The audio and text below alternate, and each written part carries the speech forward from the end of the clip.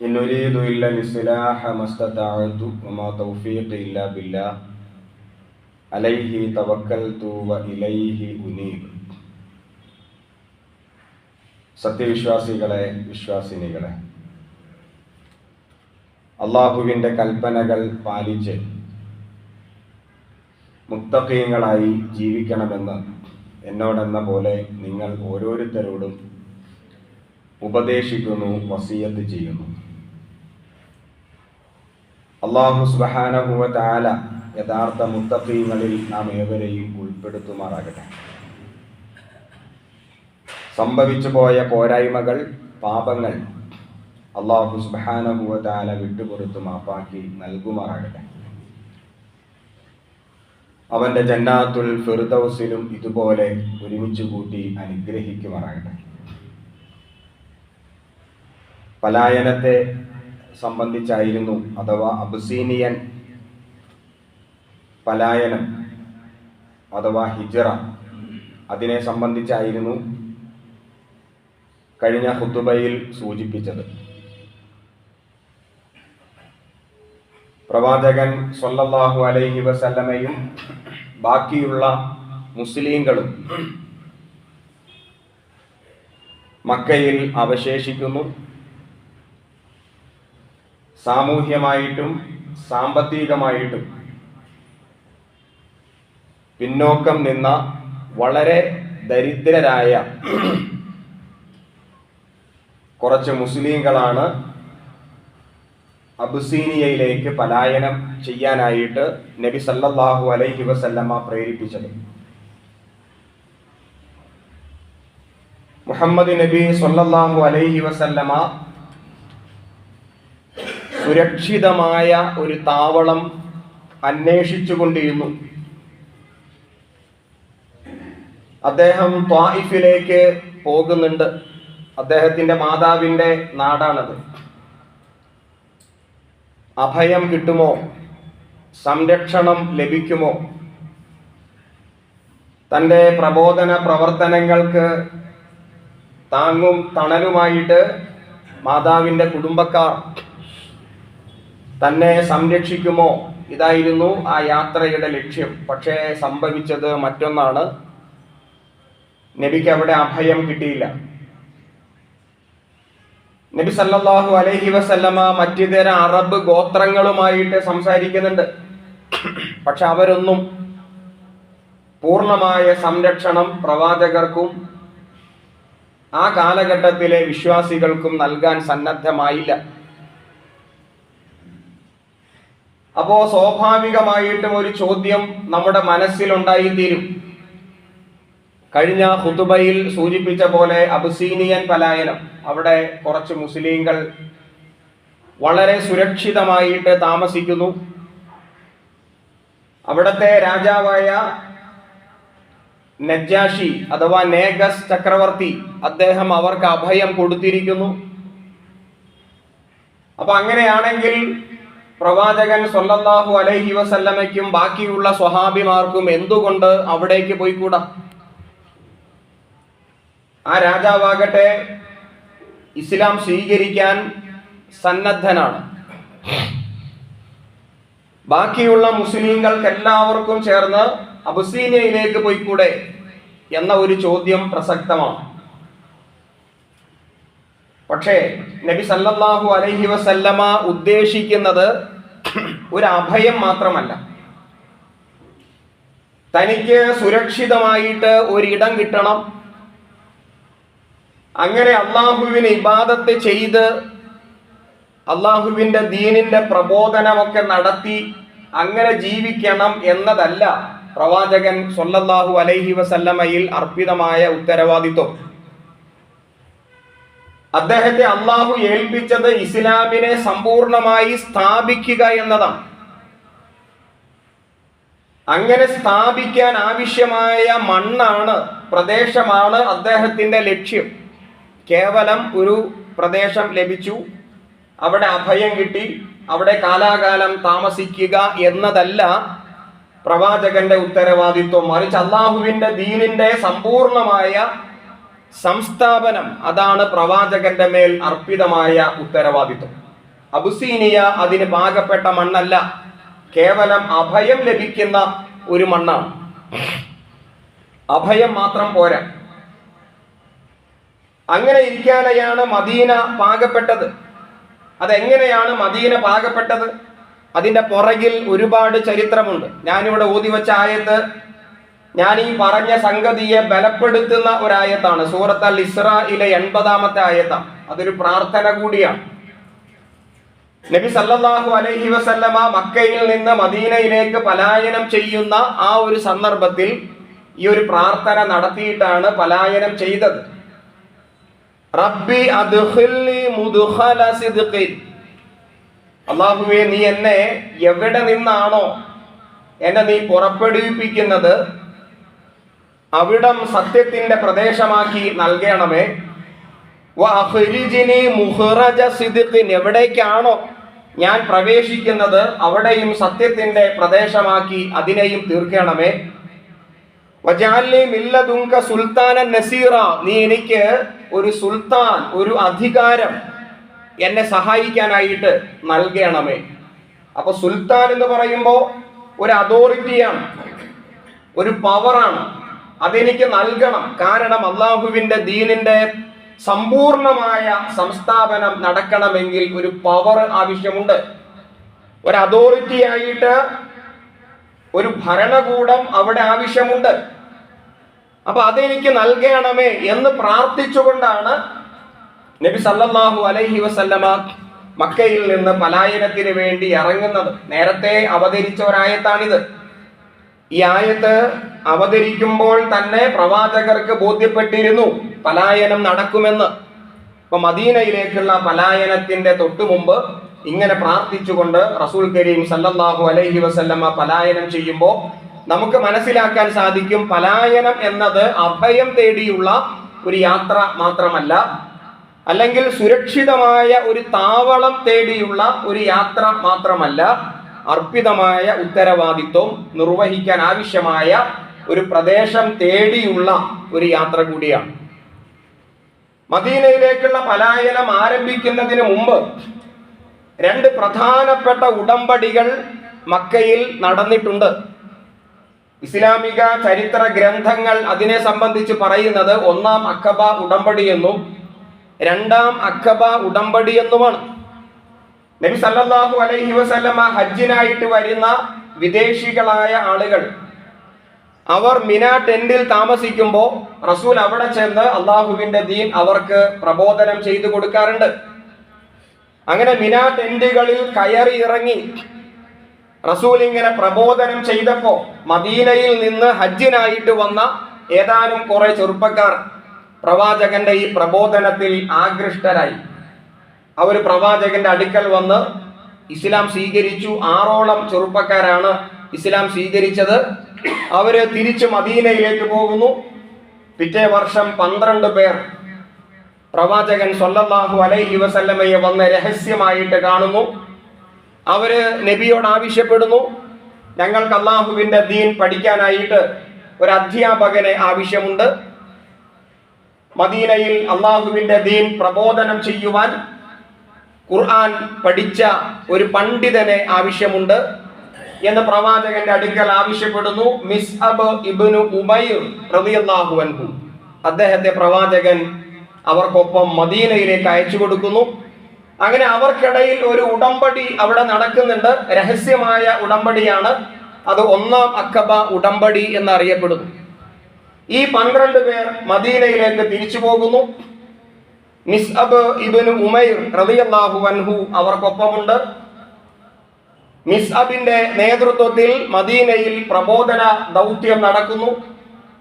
പിറ്റേ വർഷം 70ഓളം ആളുകളാണ് നബി സല്ലല്ലാഹു അലൈഹി വസല്ലമയെ വന്ന് കണ്ടത്.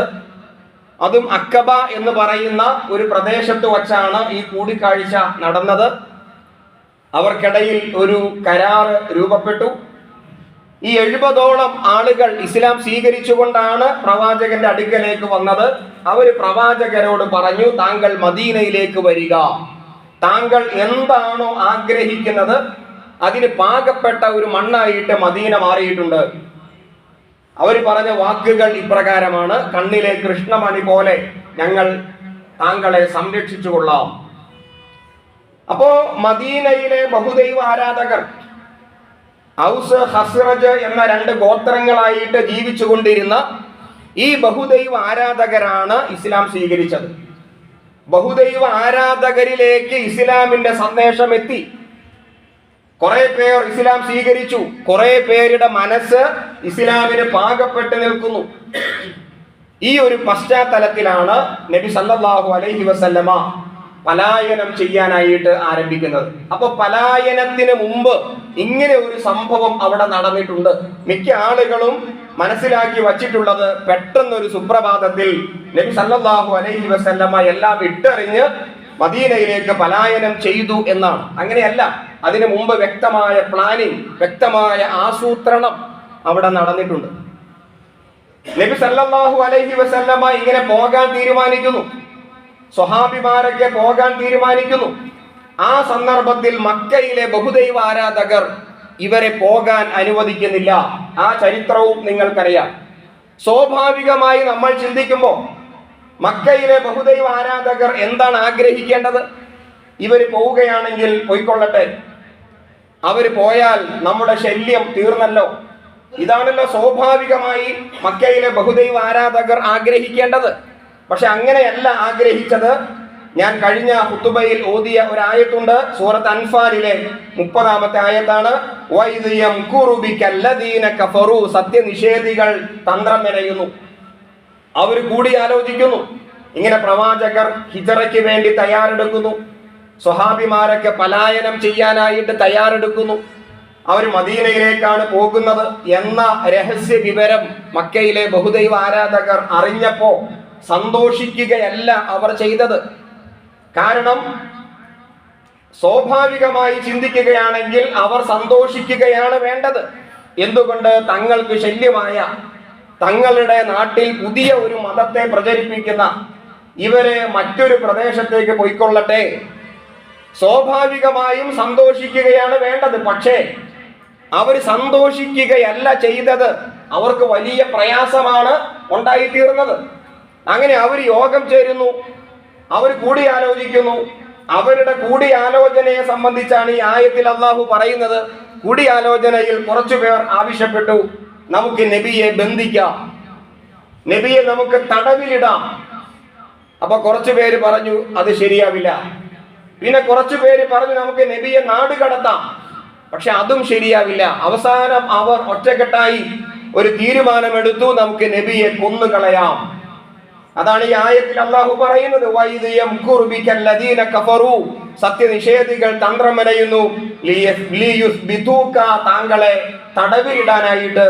ഔ യഖ്തുലൂക, താങ്കളെ കൊന്നുകളയാനായിട്ട്. ഔ യുഖ്രിജൂക, താങ്കളെ നാട് കടത്താനായിട്ട്.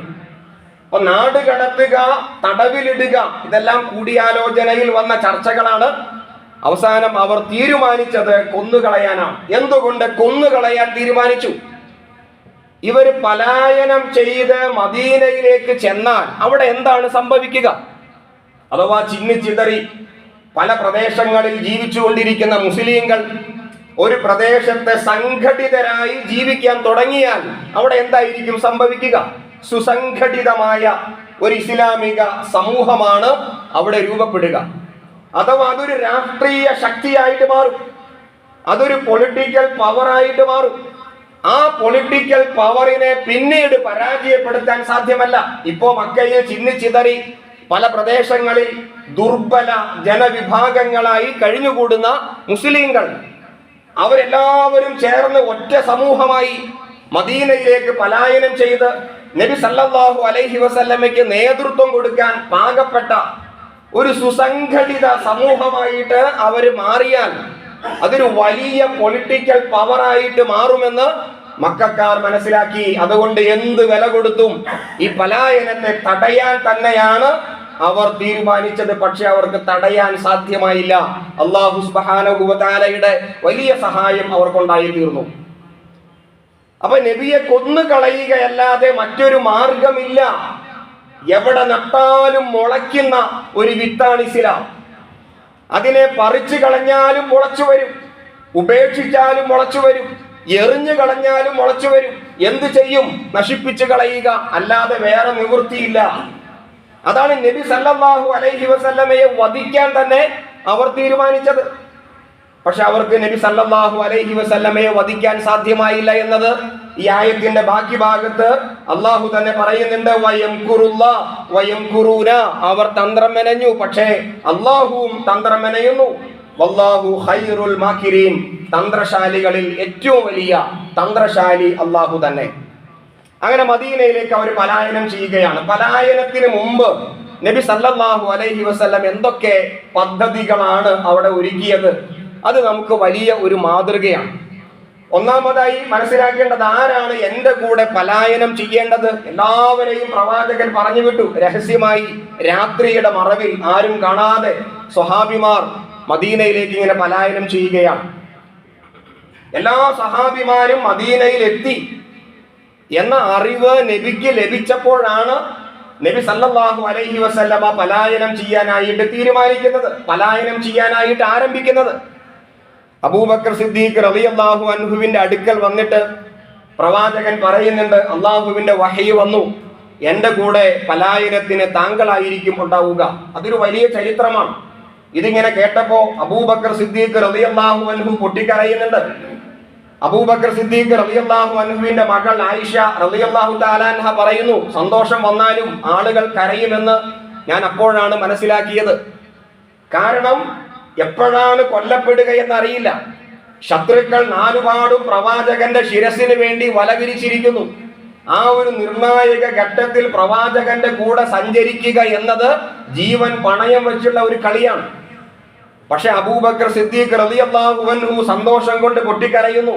എൻ്റെ പ്രിയപ്പെട്ട പ്രവാചകന്റെ സംരക്ഷകനായി പ്രവാചകന്റെ കൂടെ ഞാനാണ് പലായനം ചെയ്യേണ്ടത് എന്ന അള്ളാഹുവിന്റെ തീരുമാനം മലക്ക് ജിബ്രീൽ അലൈഹിസ്സലാമാണ് അറിയിച്ചത്. പക്ഷേ നബി സല്ലല്ലാഹു അലൈഹി വസല്ലം നല്ല ഒരു പ്ലാൻ നടത്തിയിരുന്നു. മദീനയിലേക്ക് മറ്റൊരു വഴിയാണ് മക്കയിൽ നിന്ന് ഉള്ളത്, യഥാർത്ഥ വഴിയുണ്ട്. പക്ഷേ നബി സല്ലല്ലാഹു അലൈഹി വസല്ലം നേരെ ഓപ്പോസിറ്റായ എതിർ ദിശയിലേക്കാണ്. ആ എതിർ ദിശയിലാണ് സൗർ ഗുഹ ഉള്ളത്. ഇതെല്ലാം നേരത്തെ തന്നെ പ്രവാചകൻ പ്ലാൻ തയ്യാറാക്കിയിരുന്നു. സൗർ ഗുഹ എന്ന് പറയുമ്പോൾ വലിയ ഒരു പർവ്വതത്തിന്റെ മുകളിൽ, സൗർ എന്ന വാക്ക് അതിന്റെ അർത്ഥം തന്നെ കാള എന്നാണ്. കാള, പശുക്കുട്ടി അല്ലെങ്കിൽ കാള. അപ്പൊ കാളയുടെ പൂഞ്ഞ പോലെ തോന്നിക്കുന്ന ഒരു പർവ്വത നിരയാണ് ജബൽ സൗർ. അതിന്റെ മുകൾ ഭാഗത്ത് ഒരു ചെറിയ ഗുഹയുണ്ട്. ആ ഗുഹയിൽ അഭയം പ്രാപിക്കണം പ്രവാചകൻ തീരുമാനിച്ചു. 3 ദിവസമാണ് ആ ഗുഹയിൽ അബൂബക്കർ സിദ്ദീഖ് റളിയല്ലാഹു അൻഹുവും അതേപോലെ മുഹമ്മദ് നബി സ്വല്ലല്ലാഹു അലൈഹി വസല്ലമയും താമസിച്ചത്. അതൊരു തന്ത്രമായിരുന്നു. സാഹചര്യങ്ങൾ ഒന്ന് കെട്ടടങ്ങണം, ഒന്ന് ശാന്തമാകണം, എന്നിട്ട് വേണം പലായനം ചെയ്യാനായിട്ട്. പക്ഷേ ശത്രുക്കൾ അവിടെയും വരുന്നുണ്ട്. ഗുഹയുടെ മുഖത്തേക്കും ശത്രുക്കൾ എത്തുന്നുണ്ട്. കുതിരയുടെ ഒച്ചയും ഒട്ടകത്തിന്റെ ഒച്ചയും ആളുകളൊക്കെ നടക്കുന്ന ശബ്ദവും ആളുകളുടെ കാലിന്റെ പാദവും ഒക്കെ അബൂബക്കർ സിദ്ദീഖ് റളിയല്ലാഹു അൻഹുവും പ്രവാചകരും ആ ഗുഹയിൽ ഇരുന്ന് കാണുന്നുണ്ട്.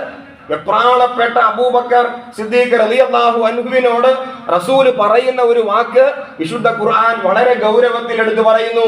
ലാ തഹ്സൻ, ദുഃഖിക്കേണ്ടതില്ല എൻ്റെ പ്രിയപ്പെട്ട സഖാവേ, എൻ്റെ പ്രിയപ്പെട്ട സുഹൃത്തെ, താങ്കൾ ദുഃഖിക്കേണ്ടതില്ല. ഇന്നല്ലാഹ മഅന, അല്ലാഹു നമ്മുടെ കൂടെയുണ്ട്.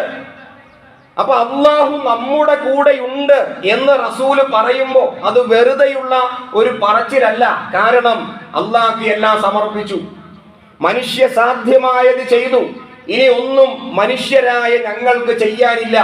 ഇനി ചെയ്യേണ്ടത് പടച്ചവനാണ്. അപ്പൊ അല്ലാഹു കൂടെ ഉണ്ട് എന്ന് നമുക്കും പറയാൻ സാധിക്കണം. അതെപ്പോഴാണ് സാധിക്കുക? മനുഷ്യ സാധ്യമായത് ചെയ്യുക. എല്ലാ ആസൂത്രണവും എല്ലാ പ്ലാനിങ്ങും നടത്തി ഇനി ഒന്നും ചെയ്യാൻ ബാക്കിയില്ല. ഞങ്ങളൊക്കെ സാധുക്കളായ മനുഷ്യരാണ്. മനുഷ്യരായ നമ്മൾ നമ്മെ കൊണ്ട് ചെയ്യാവുന്ന എല്ലാം ചെയ്തു. ഇനി ആരാണ് സഹായിക്കുക? അത് ഉറച്ച വിശ്വാസമാണ്. ഞങ്ങൾ ചെയ്തിട്ടുണ്ട്, ഞങ്ങൾ പണിയെടുത്തിട്ടുണ്ട്, ഞങ്ങൾ ഈമാനും തഖ്വയും പ്രകടിപ്പിക്കേണ്ട സന്ദർഭത്തിൽ പ്രകടിപ്പിച്ചിട്ടുണ്ട്. ത്യാഗം അനുഭവിക്കേണ്ട ആ ഒരു പ്രത്യേക സന്ദർഭത്തിൽ എന്തും ത്യജിക്കാൻ ഞങ്ങൾ സന്നദ്ധരായിട്ടുണ്ട്. ഇനി ഞങ്ങളെ സഹായിക്കേണ്ടത് ആരാണ്? അല്ലാഹുവാണ്. അതാണ് വിശ്വാസം, അതാണ് ഈമാൻ. അപ്പൊ നബി സല്ലല്ലാഹു അലൈഹി വസല്ലം പറഞ്ഞു, ഇന്നല്ലാഹ മഅനാ, പേടിക്കേണ്ടതില്ല കൂട്ടുകാരാ, നമ്മുടെ കൂടെ പടച്ചവരുണ്ട്. അവിടെയാണ് എട്ടുകാലി വല നെയ്തതും പ്രാവ് കൂട് കൂട്ടിയതും ആ ചരിത്രമൊക്കെ നമുക്കറിയാം. അപ്പൊ 3 ദിവസം അവിടെ താമസിക്കുമ്പോൾ അവർക്ക് ആഹാരം കഴിക്കേണ്ടതുണ്ടല്ലോ. ഈ ആഹാരം ആരാണ് എത്തിച്ചത്? അത് മുൻകൂട്ടി തന്നെ റസൂല് പ്ലാൻ ചെയ്തിരുന്നു. അവിടെ ആഹാരം എത്തിക്കാനായിട്ട് അബൂബക്കർ സിദ്ദീഖ് റളിയല്ലാഹു അൻഹുവിന്റെ മകൾ അസ്മാ ബിൻത് അബൂബക്കർ റളിയല്ലാഹു അൻഹു രാത്രി ആരും കാണാതെ ആഹാരവുമായിട്ട് ഈ സൗർ പർവ്വതം ജബൽ സൗർ അവര് കയറി അബൂബക്കർ സിദ്ദീഖ് റളിയല്ലാഹു അൻഹുവിനും പ്രവാചകർക്കും ആഹാരം കൊടുത്തു.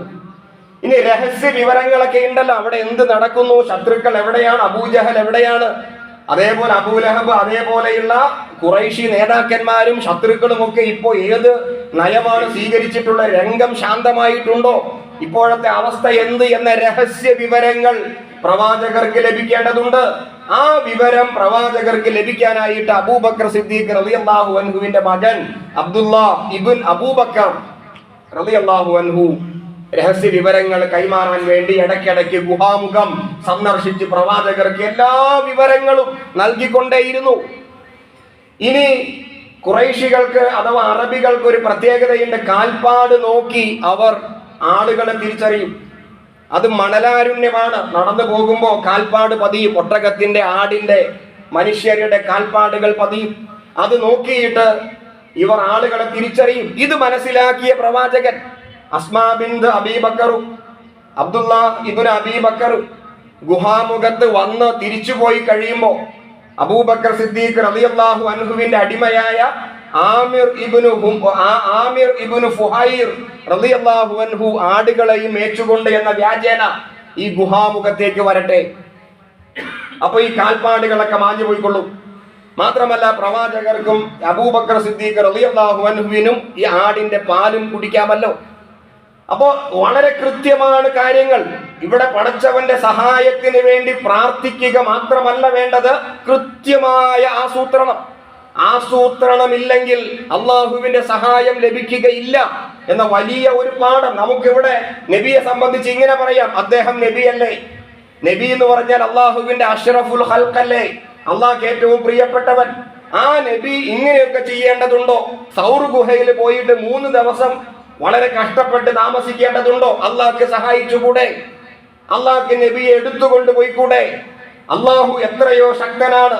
അള്ളാഹുവിന്റെ ഏറ്റവും പ്രിയപ്പെട്ട റസൂലിനെ ഇപ്രകാരം പ്രയാസപ്പെടുത്തേണ്ടതുണ്ടോ എന്നൊക്കെ നമുക്ക് ചിന്തിക്കാം. പക്ഷേ അള്ളാഹുവിന്റെ സഹായം ലഭിക്കുന്നത് നമ്മുടെ ആസൂത്രണത്തിലാണ്, നമ്മുടെ തഖ്വയിലാണ്, നമ്മുടെ വിശ്വാസത്തിലാണ്, നമ്മുടെ ത്യാഗത്തിലാണ് എന്ന വലിയ ഒരു പാഠമാണ് ഈ ഹിജ്റയിലൂടെ അള്ളാഹു നമ്മെ പഠിപ്പിക്കുന്നത്. 3-ാം ദിവസം രംഗം ശാന്തമായപ്പോ അവർ യാത്ര തിരിക്കുന്നു. മദീനയിലേക്കാണ് യാത്ര പോകേണ്ടത്. വലിയ ദൂരമുണ്ട്. ആ മദീന വരെ എത്താൻ നല്ല ഒരു വാഹനം വേണം. ഏതെങ്കിലും ചെറിയ വാഹനം പോരാ. അതും പ്രവാചകൻ വളരെ മുൻകൂട്ടി തന്നെ തയ്യാറാക്കി വച്ചിരിക്കുന്നു. ഏറ്റവും നല്ല മുന്തിയ ഒരു ഒട്ടകം. ആ ഒട്ടകത്തിന്റെ പേര് കസ്വ എന്നാണ്. നമ്മളൊക്കെയും സാധാരണ കേട്ട് കാണും. അഥവാ നല്ല അത്ര വഴിദൂരം സഞ്ചരിക്കാൻ ആരോഗ്യമുള്ള, അതിന് കഴിവുള്ള നല്ല ഒരു ഒട്ടകത്തെ നബി തെരഞ്ഞെടുത്തിരുന്നു, കസ്വ. ആ ഒട്ടകം മാത്രം പോരാ. ഇവർ സഞ്ചരിച്ച് മദീന വരെ എത്തുമ്പോൾ അവർക്ക് കഴിക്കാനുള്ള ആഹാരം വേണം, അവർക്ക് കുടിക്കാനുള്ള വെള്ളം വേണം. ഈ വെള്ളവും ആഹാരവും അസ്മാ ബിൻത് അബീബക്കർ റളിയല്ലാഹു അൻഹു ഒട്ടകത്തിന്റെ പുറത്ത് വച്ച് കെട്ടി എല്ലാം ശരിയാക്കി അവർക്ക് കൊടുക്കുന്നു. പോകുന്ന വഴിക്ക് കഴിക്കാനുള്ള ആഹാരമൊക്കെ അതിൻ്റെ അകത്തുണ്ട്. ഇനി അത് മാത്രം പോരാ, ശത്രുക്കളുടെ കണ്ണു വെട്ടിച്ച് കുറുക്ക് വഴികളിലൂടെ മദീനയിൽ എത്തണം.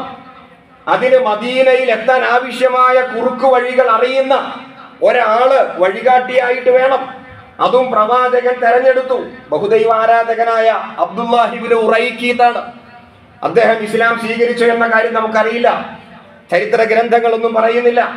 ഉറൈഖീത്തിന്റെ പ്രത്യേകത മദീനയിലേക്ക് എത്താൻ ആവശ്യമായ കുറുക്ക് വഴികളൊക്കെ അറിയാമായിരുന്നു. ആ കുറുക്ക് വഴികളിലൂടെ പ്രവാചകൻ സ്വല്ലല്ലാഹു അലൈഹി വസല്ലമയെ അബൂബക്കർ സിദ്ദീഖ് റളിയല്ലാഹു അൻഹുവിനെ മദീനയിൽ എത്തിക്കുന്നു. ശത്രുക്കൾ ഇവരെ കണ്ടുമുട്ടിയിട്ടില്ല.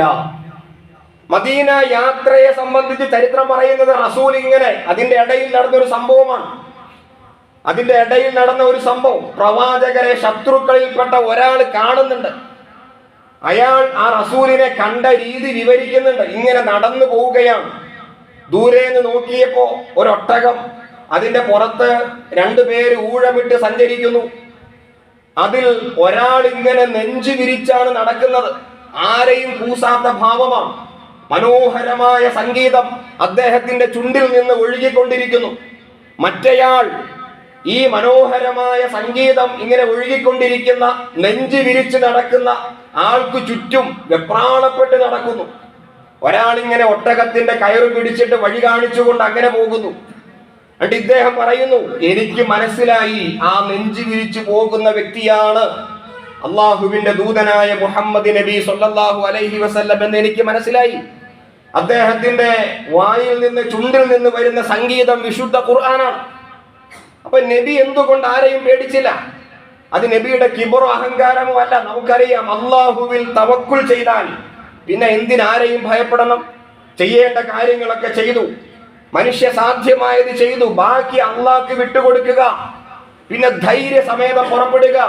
വിശുദ്ധ ഖുർആനിൽ ഒരു ആയത്തുണ്ട്, ഫൈദ അസംത ഫതവക്കൽ അലല്ലാഹ്. ഒരു കാര്യം തീരുമാനിച്ചു കഴിഞ്ഞാൽ, ചെയ്യേണ്ടതൊക്കെ ചെയ്തു കഴിഞ്ഞാൽ ബാക്കി അള്ളാഹ്ക്ക് വിട്ടുകൊടുക്കുക. ഇനി എന്ത് സംഭവിച്ചാലും അള്ളാഹുവിന്റെ വിധിയാണ്.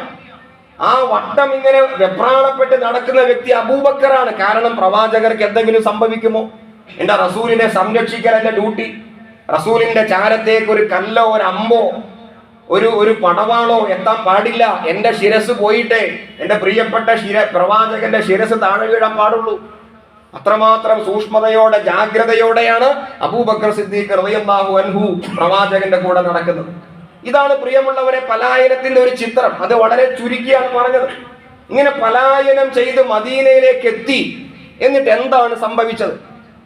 പിന്നെ അവിടെ എന്ത് സംഭവം? വലിയ രാഷ്ട്രീയ മാറ്റമാണ് മദീനയിൽ സംഭവിച്ചത്.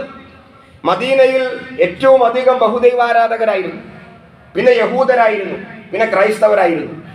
ആ മദീനയിലേക്ക് പ്രവാചകൻ എത്തിയിട്ട് വലിയ വലിയ സംഭവങ്ങളൊക്കെ ഉണ്ടായിട്ടുണ്ട്. പള്ളി ഉണ്ടാക്കി, മദീന മസ്ജിദ് നബവി ഉണ്ടാക്കി, കുബ ഉണ്ടാക്കി, ഒരുപാട് ചരിത്രമൊക്കെ അതിന്റെ പുറകിൽ ഉണ്ടെങ്കിലും മുസ്ലിങ്ങളൊക്കെ ഏകീകരിക്കപ്പെട്ടു എന്നതാണ് ഏറ്റവും ഒന്നാമത്തെ അതിന്റെ നേട്ടം. ചിതറിക്കിടന്ന മുസ്ലിങ്ങൾ ഏകീകരിക്കപ്പെട്ടു. ഒരു കൊടക്കീഴിൽ, ഒരു നേതൃത്വത്തിന്റെ കീഴിൽ ഒറ്റക്കെട്ടായി സുസംഘടിതമായ ഒരു സമുദായമായി, കമ്മ്യൂണിറ്റിയായി മുസ്ലിങ്ങൾ മാറുന്നു. എന്ന് മാത്രമല്ല, ഇസ്ലാമിന്റെ ആ സന്ദേശം അവിടെയുള്ള ബഹുദൈവ ആരാധകർ പെട്ടെന്ന് സ്വീകരിക്കുന്നു. അവർ ഇസ്ലാമിന് വഴിപ്പെടുക എന്ന് പറഞ്ഞാൽ കുറെ പേർ ഇസ്ലാം സ്വീകരിക്കുന്നു, കുറെ അധികം ആളുകൾ ഇസ്ലാമിന് സപ്പോർട്ടായി മാറുന്നു. അവിടെ പെട്ടെന്ന് തന്നെ രാഷ്ട്രീയ മാറ്റം സംഭവിക്കുന്നു. നബി സല്ലല്ലാഹു അലൈഹി വസല്ലം മദീനയുടെ നേതാവായിട്ട് മാറുന്നു. അഥവാ ഒരു അഭയാർത്ഥിയായിട്ടല്ല പ്രവാചകൻ മദീനയിലേക്ക് വരുന്നത്. നബിയെ പാട്ടുപാടി അവർ സ്വീകരിക്കുകയാണ്. ത്വലഅൽ ബദറു അലൈന, നമുക്കറിയാമത്. അഭയാർത്ഥിയെ പോലെ ആരും കാണാതെ ഒളിച്ചും പാത്തും മദീനയിലേക്ക് കയറിയ ഒരു വ്യക്തിയല്ല പ്രവാചകൻ. മറിച്ച് അവരുടെ സ്നേഹത്തിന് മാത്രമായി, അവരുടെ നേതാവായി, അഥവാ ബഹുദൈവ ആരാധകരുടെയും യഹൂദരുടെയും ക്രൈസ്തവരുടെയും നേതാവായിട്ടാണ് നബി മദീനയിലേക്ക് പ്രവേശിക്കുന്നത്. അവർ പാട്ടുപാടി നബിയെ സ്വീകരിക്കുന്നു. നബി അവിടുത്തെ നേതാവായിട്ട് മാറുന്നു. എന്ന് മാത്രമല്ല, ഒരു രാജ്യം ഒരു നേതാവിനോടുള്ള സ്നേഹം കൊണ്ട് ആ രാജ്യത്തിന്റെ പേര് മാറ്റുക എന്നത് ചരിത്രത്തിൽ എവിടെയും ഉണ്ടായിട്ടില്ല, മദീനയിൽ അല്ലാതെ. മദീനയുടെ പഴയ പേര് യസിരിബ് എന്നാണ്. ആ യസിരിബ് എന്ന പേര് നബിയോടുള്ള സ്നേഹത്താൽ മദീനത്തു നബി എന്നാക്കി മാറ്റിയവർ ചരിത്രത്തിൽ. അഥവാ ഒരു രാജ്യത്തിന്റെ പേര് എന്ന് പറഞ്ഞാൽ ദേശീയതയുമായി ബന്ധപ്പെട്ട വലിയൊരു പ്രശ്നമുള്ള കാര്യമാണ്. രാജ്യത്തിന്റെ പേര് മാറ്റുക എന്നതൊക്കെ ഒരിക്കലും നമുക്ക് സങ്കല്പിക്കാനേ സാധ്യമല്ല. ഇപ്പൊ ഇന്ത്യയുടെ പേര് ഭാരതം എന്നാക്കണം, വലിയ ചർച്ച നടന്നുകൊണ്ടിരിക്കുന്നു. അപ്പൊ രാജ്യത്തിന്റെ പേര് മാറ്റുക എന്നത് വലിയ ദേശീയമായ പ്രശ്നമാണ്. പക്ഷേ ഒരു പ്രശ്നവും കൂടാതെ മദീന എന്ന പേരായിട്ട് യസിരിബ് പെട്ടെന്ന് മാറി. അത് എന്തുകൊണ്ട് മാറി? നബിയോടുള്ള സ്നേഹത്താൽ, നബിയോടുള്ള ഇഷ്ടത്താൽ. ആർക്കും ഒരു പ്രയാസം ഉണ്ടായില്ല. അപ്പൊ മദീനയിലേക്ക് പ്രവാചകൻ വന്നത് നേതാവായിട്ട്, അഭയാർത്ഥിയായിട്ടല്ല. മദീനയിലേക്ക് വന്നതോടുകൂടി ഇസ്ലാമിന്റെ അവസ്ഥ മാറി. അത്രയും കാലം ഇസ്ലാം എന്നത് രാഷ്ട്രത്തിലെ ഒരു മതമായിരുന്നു. മദീനയിലേക്ക് വന്നപ്പോ ഇസ്ലാം എന്നത് രാഷ്ട്രത്തിന്റെ ഒരു മതമായിട്ട് മാറി. ഇപ്പൊ രാഷ്ട്രത്തിലെ ന്യൂനപക്ഷമായ പീഡിതരായ ഒരു സമൂഹം വളരെ പെട്ടെന്ന് രാഷ്ട്രത്തിന്റെ മതം, ഒരു രാഷ്ട്രം തന്നെ ഭരിക്കുന്ന മതം, അഥവാ അത് മതരാഷ്ട്രവാദമോ തിയോക്രസിയോ അല്ല, മറിച്ചത് തിയോ ഡെമോക്രസിയാണ്. ലോകം അന്നേ വരെ കാണാത്ത ഒരു പ്രത്യേക ഭരണ സംവിധാനം. അത് തിയോക്രസി അല്ലെങ്കിൽ മതരാഷ്ട്രവാദം എന്നൊക്കെ അതിനെ സംബന്ധിച്ച് ആൾക്കാർ പറയാറുണ്ടെങ്കിലും മതരാഷ്ട്രവാദം ഇസ്ലാമിന് അന്യമാണ്. ഇസ്ലാം അത് എവിടെയും പറഞ്ഞിട്ടില്ല. ഇസ്ലാമിന്റെ രാഷ്ട്രീയത്തിൽ അങ്ങനെ ഒന്നില്ല. അതൊരു തിയോ ഡെമോക്രസിയാണ്. ദൈവീക ഭരണത്തിൽ, ദൈവീക നിയമത്തിൽ, ദൈവീക ആധിപത്യത്തിൽ ഊന്നി നിന്നുകൊണ്ടുള്ള ജനാധിപത്യം, അതിനാണ് തിയോ ഡെമോക്രസി എന്ന് പറയുക.